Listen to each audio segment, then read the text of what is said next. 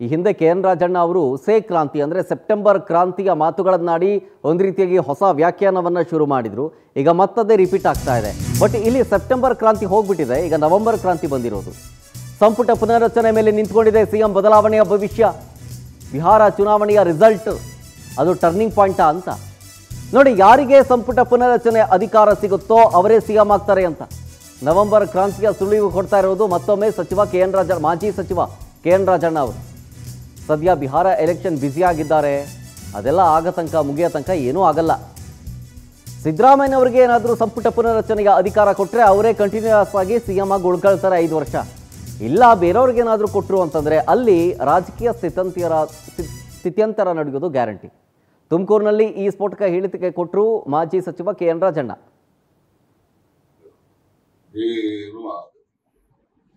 After that ಸಿದ್ದರಾಮಯ್ಯನವರಿಗೆ reshuffle ಮಾಡಕ್ಕೆ high command ಒಪ್ಪಿಗೆ ಕೊಟ್ರೆ ಅವರೇ 5 ವರ್ಷ ಇರ್ತಾರೆ. ರೀಶಫಲ್ ಮಾಡಕ್ಕೆ ಒಪ್ಪಿಗೆ ಕೊಡದೇ ಇದ್ರೆ ಮುಂದೆ ಏನಾಗ್ತದೆ ಅಂತ ಯಾರು ಹೇಳಿಕ್ಕಾಗಲ್ಲ. ಯಾಕಂದ್ರೆ ಹೈಕಮಾಂಡ್ ನಲ್ಲಿ ಅವ್ರಿಗೆ ರೀಶಫಲ್ಗೆ ಅವಕಾಶ ಕೊಟ್ರೆ, ಪರ್ಮಿಷನ್ ಕೊಟ್ರೆ ಅವ್ರು 5 ವರ್ಷ ಇರ್ತಾರೆ. ಅವ್ರಿಗೇನೋ ರೀಶಫಲ್ ಮಾಡ್ಲಿಕ್ಕೆ ಅಥವಾ ಎಕ್ಸ್ಪಾನ್ಷನ್ ಇನ್ನೊಂದು ಏನೋ ಅವ್ರ ತಲೆಯಲ್ಲಿ ಏನಿದೆ ಅದನ್ನು ಮಾಡ್ಲಿಕ್ಕೆ ಹೈಕಮಾಂಡ್ ನವರು ಅವ್ರಿಗೆ ಒಪ್ಪಿಗೆ ಕೊಡದೇ ಇದ್ದಾಗ ಆಗ ಪೊಲಿಟಿಕಲ್ ಡೆವಲಪ್ಮೆಂಟ್ಸ್ ಇನ್ಎವಿಟಬಲ್ ಅಂತ ಆಗ್ತದೆ ಅಂತ ನನ್ನ ಒಂದು ಅಸೆಸ್ಮೆಂಟ್ ಅಷ್ಟೇ, ಯಾರು ಹೇಳಲ್ಲ. ಈಗಂತೂ ಬಿಹಾರ ಎಲೆಕ್ಷನ್ ವರೆಗೂ ಏನೋ ಸುಮ್ಮನೆ ಮತ್ ಕಾಂಗ್ರೆಸ್ ಅಲ್ಲಿ ಇಷ್ಟ ಆಗ್ತದೆ ಅಂತ ಮಾತಾಡ್ತದೆ.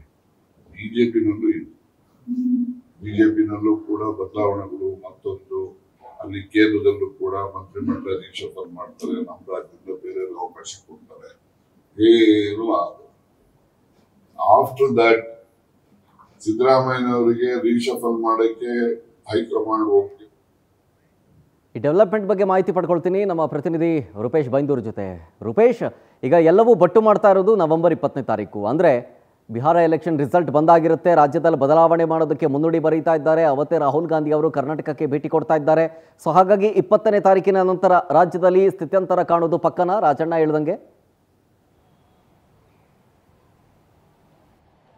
ಇಲ್ಲಿರ್ತಕ್ಕಂಥ ಬಹುಮುಖ್ಯ ಪ್ರಶ್ನೆ ಅಂತ ಹೇಳಿದ್ರೆ ಅಧಿಕಾರ ಹಂಚಿಕೆ ಆಗತ್ತಾ ಇಲ್ವಾ ಅಂತ ಹೇಳಿ. ಸಂಪುಟ ವಿಸ್ತರಣೆ ಆಗತ್ತೆ ಅನ್ನೋದು ಎಲ್ಲರಿಗೂ ಕೂಡ ಗೊತ್ತಾಗಿದೆ. ಆದ್ರೆ ಸಂಪುಟ ವಿಸ್ತರಣೆ ಯಾರು ಮಾಡ್ತಾರೆ ಅಂತ ಹೇಳಿ ಒಂದು ಕಡೆ ಎಲ್ಲಾದ್ರೂ ಸಂಪುಟ ವಿಸ್ತರಣೆ ಮಾಡುವಂತ ಅಧಿಕಾರ ಸಿಎಂ ಸಿದ್ದರಾಮಯ್ಯ ಸಿಕ್ಕಿದ್ರೆ ಅವರು 5 ವರ್ಷಗಳ ಸಿಎಂ ಆಗ್ತಾರೆ. ಯಾಕಂತ ಹೇಳಿದ್ರೆ ಒಂದು ಕಡೆ ಒಂದ್ಸಲ ಸಿಎಂ ಬದಲಾವಣೆ ಆದ್ರೆ ಎಲ್ಲಾ ಸಂಪುಟದವರು ರಾಜೀನಾಮೆ ಕೊಡಬೇಕು. ಅದಾದ ಬಳಿಕ ಪುನಃ ಸಂಪುಟವನ್ನ ರಚನೆ ಮಾಡ್ಕೊಡ್ಬೇಕು. ಆದ್ರೆ ಒಂದ್ ಕಡೆ ಸಿಎಂ ಸಿದ್ದರಾಮಯ್ಯನವರಿಗೆ ಈಗ ಸಂಪುಟ ವಿಸ್ತರಣೆ ಮಾಡೋ ಅವಕಾಶ ಕೊಟ್ರೆ ಮತ್ತೆ 2 ವರ್ಷ ಅಂತ ಹೇಳಿದ್ರೆ ಈಗ ಮುಂದಿನ ಅವಧಿವರೆಗೂ ಕೂಡ ಸಿಎಂ ಸಿದ್ದರಾಮಯ್ಯನವರೇ ಮುಂದುವರಿತಾರೆ ಅಂತ ಹೇಳಿ ಹೇಳಾಗ್ತಾ ಇತ್ತು.